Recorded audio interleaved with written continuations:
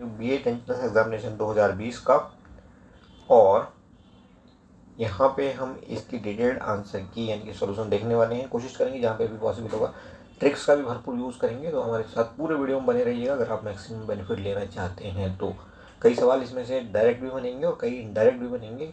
भले ही आप AMU के अलावा कोई और एग्जाम दे रहे हो, आपके लिए तो BA बहुत यूजफुल हो सकता है। बहुत सारे सवाल BA एंट्रेंस में और उसके बाद CTET में और टीचिंग के तमाम एग्जाम्स में यहाँ से रिपीट होने वाले हैं। चलिए शुरू करते हैं। पहला सवाल कहता है, why do teachers use teaching aids? Teaching aid का इस्तेमाल क्यों करते हैं teachers?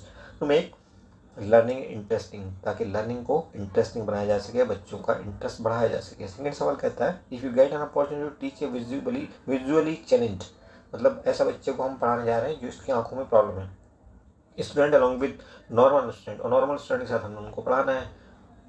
What type of treatment would you like to give him in the class? तो किस टाइप का आप उसको ट्रीटमेंट दोगे? तो हम क्या करेंगे, अरेंज करेंगे एक सीट फ्रंट में, and try to teach in a pace convenient to him, और इस ढंग से इस रफ्तार से पढ़ाएंगे ताकि उसके लिए समझना आसान हो सके। तो ऑप्शन बी आपका राइट आंसर हो जाएगा। नेक्स्ट क्वेश्चन देखिए, क्वेश्चन नंबर 3 कहता है, teachers primary contribution to the education of children during the supervised study period lies in improving people study skills. तो ऑप्शन सी आपका राइट आंसर हो जाएगा।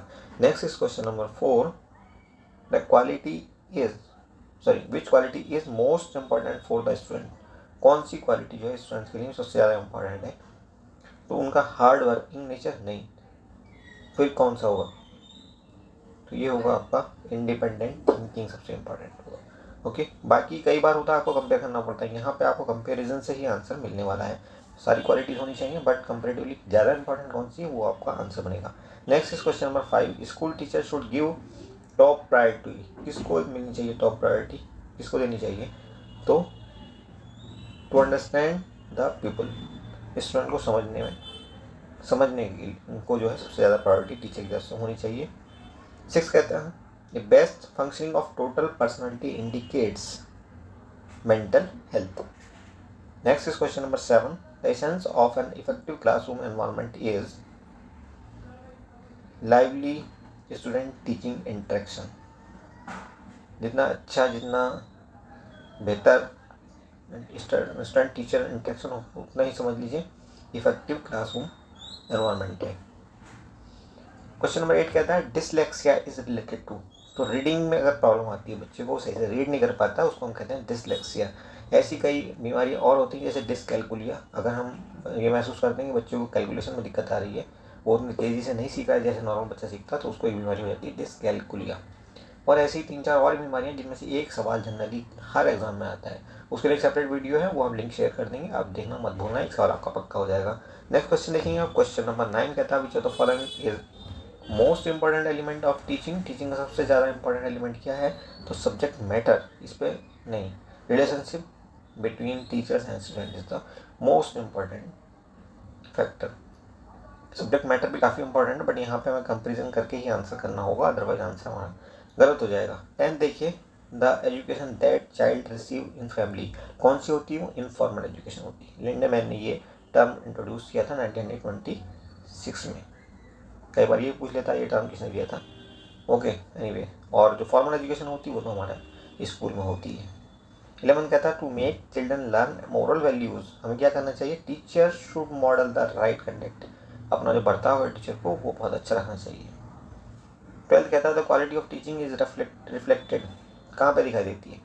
By the classroom attendance of the students, student कितने attend कर रहे हैं class को, उसी से पता चलता है कि क्वालिटी क्या है टीचिंग की। ओके, तो 12 का आंसर आपका हो जाएगा by the quality of question asked by the student, तो ऑप्शन बी आपका करेक्ट हो जाएगा 12 का। क्वेश्चन नंबर 13 कहता है, students who ask questions in the class should be, who ask question in the class, जो बच्चे क्लास में क्वेश्चन पूछते हैं उनको क्या करना चाहिए? एनकरेज करना चाहिए to participate in the discussion? No, to encourage to continue asking questions, ताकि वो टीचर से क्वेश्चन पूछता रहे, इसके लिए उनको एनकरेज करना चाहिए जो भी बच्चे पूछते हैं। 14 कहता है, judging the worth of all the educational outcome brought about as a result of teaching learning process, इसको हम क्या कहते हैं? Evaluation. Option D is correct. Next is question number 15, classroom interaction and communication should generate what ideas? Next is question number 16. Verbal guidance is less effective in learning of skills. Next is question number 17. If few students in class are weak, the teacher should क्या करना चाहिए teacher को ऐसे में? Focus on entire class with extra guidance to weak students. Weak student का भी ध्यान रखना पड़ेगा, एक्स्ट्रा गाइडेंस उनको देना पड़ेगा. और which one of the following test possesses highest reliability. तो ये होते हैं ऑब्जेक्टिव टेस्ट. 19 कहता है which of the following question is better for meaning both knowledge and understanding level at the same time. तो ये क्वेश्चन नंबर 2 आपका better रहेगा. आप इसको अच्छे से पढ़ लेना और जब आप इनको पढ़ोगे सवालों के एक सवाल को अच्छे से पढ़ना. हो सके तो इसका पीडीएफ डाउनलोड कर लेना और टेलीग्राम चैनल से हमारे मिल जाएगा. और आपको सॉल्व क्वेश्चन का पेपर चाहिए तो वो पीडीएफ चाहिए तो उसका लिंक भी हम शेयर कर देंगे. वो आपको नॉमिनल से कॉस्ट पे वहाँ पे अवेलेबल हो जाता है. 20 नंबर देखिए. While introducing a topic in the class which are the following maxim of teaching the best to be used from known to unknown. तो ऑप्शन ए करेक्ट आपका हो जाएगा. बहुत इंपॉर्टेंट सवाल है, बार बार पूछा जाता है. आई थिंक इस सारी एग्जाम में भी पूछा गया है. 21. The most challenging task for a teacher is to make teaching learning process enjoyable. और 22 देखिए. The correct and the best way to introduce a new topic to the student is by relating to the previous knowledge of the students. Okay, previous knowledge से उनकी अगर हम relate करके पढ़ाएंगे तो बच्चों को ज़्यादा अच्छा समझ में आएगा. नेक्स्ट 23 कहता है which among the following is not the aim of teaching. Teaching का इनमें से कौन सा एम नहीं है?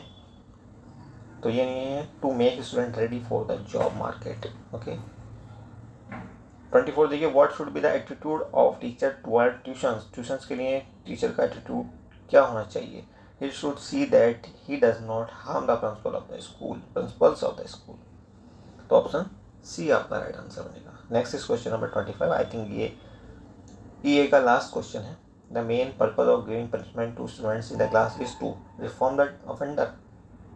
कोशिश तो यही होती है बट पनिशमेंट कभी मतलब डांट के या पीट के नहीं देना चाहिए. ओके. ज़्यादा से ज़्यादा आप उसको थोड़ा होमवर्क बढ़ा दो. इस तरह का तो हो सकता है कि एडवाइजेबल हो, लेकिन डांटना और पीटना बच्चे को या उसके साथ बदतमीजी करना ये जो है अच्छा ट्रीटमेंट नहीं होता. कई बार टीचर को भी सस्पेंशन जैसी सज़ा मिल जाती है इस चक्कर में. तो कभी भी ऐसा बर्ताव करना नहीं है. कहीं पे भी इस तरह का सवाल आपको अगर पूछा जाता है तो पनिशमेंट एडवाइजेबल नहीं होता. ओके. ध्यान रखना आंसर करते वक्त. The first state in the country to introduce compulsory gender education at the graduate level is. कौन सा स्टेट है ये? तो ये स्टेट है आपका तेलंगाना. और 27वां कहता है who is chairing the 65th central advisory board of education. तो ये आपका श्री प्रकाश जावड़ेकर. उस टाइम पे मतलब कहना चाहिए ये एजुकेशन मिनिस्टर थे 2020 के आसपास. और 28 देखिएगा. UGC came into existence in 1956. अगर आप सिर्फ ईयर ही याद रख लो that is more than sufficient. तो ईयर से आपका काम हो जाता है. एलआईसी भी इसी साल बना था, यूजीसी भी इसी साल बना था. 29. Who is heading a 9 member education panel to frame a new education policy. तो के कस्तूरी रंगन थे ये, जो इसरो के चेयरमैन भी रहे हैं. ISRO Indian space research organisation sorry.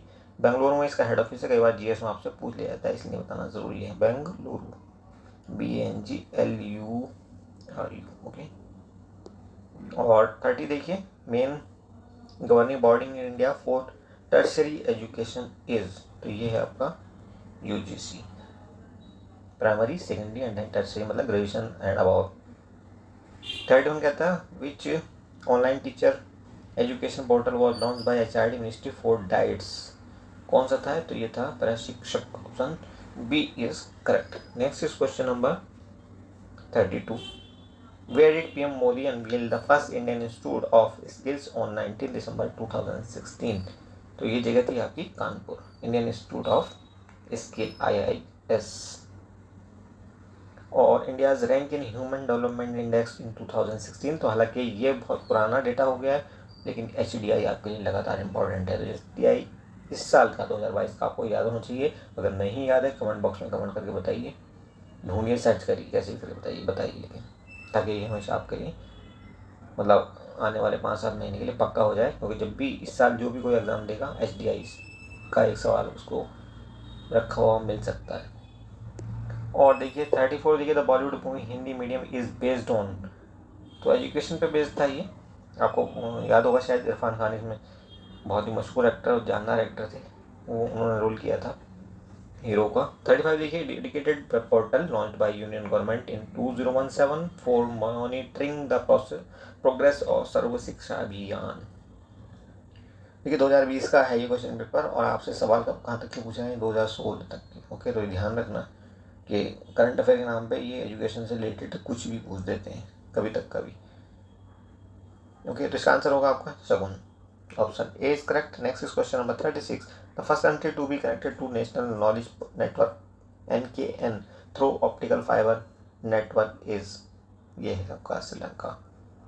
और 37 कहता है national service scheme NSS under the ministry of youth affairs and sports was launch in which year, किस साल NSS की शुरुआत हुई थी। अच्छा सवाल है, 1969। इसरो की शुरुआत भी इसी साल हुई थी। अभी हमने इसरो की बात की थी ना, तो इसरो की शुरुआत भी इसी साल हुई थी। हालांकि उससे पहले इसरो किसी शॉर्ट फॉर्म में आ चुका था, बट पूरे ढंग से इसरो जो है 1969 में ही एस्टेब्लिश हुआ है। 38 कहता है national youth day observe across India on 12 January to commemorate the birth anniversary of which Indian famous personality. तो ये है बर्थ एनिवर्सरी किसी, स्वामी विवेकानंद की। ऑप्शन बी आपका करेक्ट हो जाएगा। और आगे बढ़ते हैं 39 पे। विच of the following is not an advisory board of education, advisory board of education, तो ये HRD नहीं होगा, ministry of human resource development, education ministry का पुराना नाम है ये। ओके, अब तो इसको एजुकेशन मिनिस्टर के मोदी जी हर चीज़ का नाम चेंज कर देते हैं, उन्होंने एजुकेशन मिनिस्ट्री कर दिया है इसका नाम। ओके, 40 देखिए, the planning commission of India is renamed as NITI Aayog. कब से शुरुआत हुई, 1 जनवरी 112015, याद रखना, पूछी जाती है डेट बहुत जगह पे। Okay, next is question number 41। Who advocated for craft centred education, किसने वकालत की थी इसकी, तो ये थे महात्मा गांधी। और उसके बाद which state government is set to start the world first IT campus for differently abled persons, तो ये स्टेट आपका तेलंगाना है।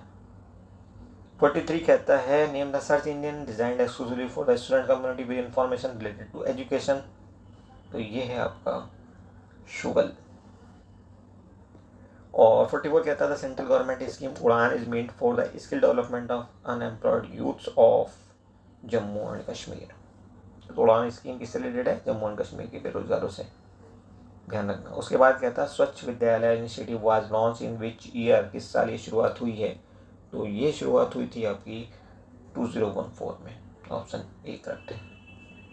और 46 कहता है the headquarter of national assessment and accreditation council is situated at Bengaluru. आगे बढ़ते हैं। 47 कहता है slogan of Swayam programme of government of India is शिक्षित भारत उन्नत Bharat, option A is correct. ये सारे क्वेश्चन बहुत ज़्यादा इंपॉर्टेंट है, खासतौर पे AMU के लिए, क्योंकि वहाँ पे करंट एजुकेशन अफेयर के नाम पे ये सवाल पूछे जाने वाले हैं आपसे। 48 कहता है बेस्ट यूनिवर्सिटी और 2017 अवार्ड इज वॉन बाई, किस यूनिवर्सिटी को मिला ये बेस्ट यूनिवर्सिटी का अवार्ड, तो ये यूनिवर्सिटी आपकी है Jawaharlal Nehru university, option D correct है आपका। और उसके बाद चलते हैं 49 पे। Which state students can now download school books from text book portal, तो ये है आपका Haryana. And now question number 50 कहता है which state is planning to set up India's first textile university, तो ये है आपका गुजरात। 51 पे चलते हैं। Denominator of a fraction is 3 more than, अच्छा ये आपके मैथमेटिक्स के सवाल आ गए, तो अभी हम क्या करते हैं इसे दूसरे वीडियो में ले लेते हैं, अदरवाइज वीडियो बहुत लंबा हो जाएगा। Thank you for watching, see you soon.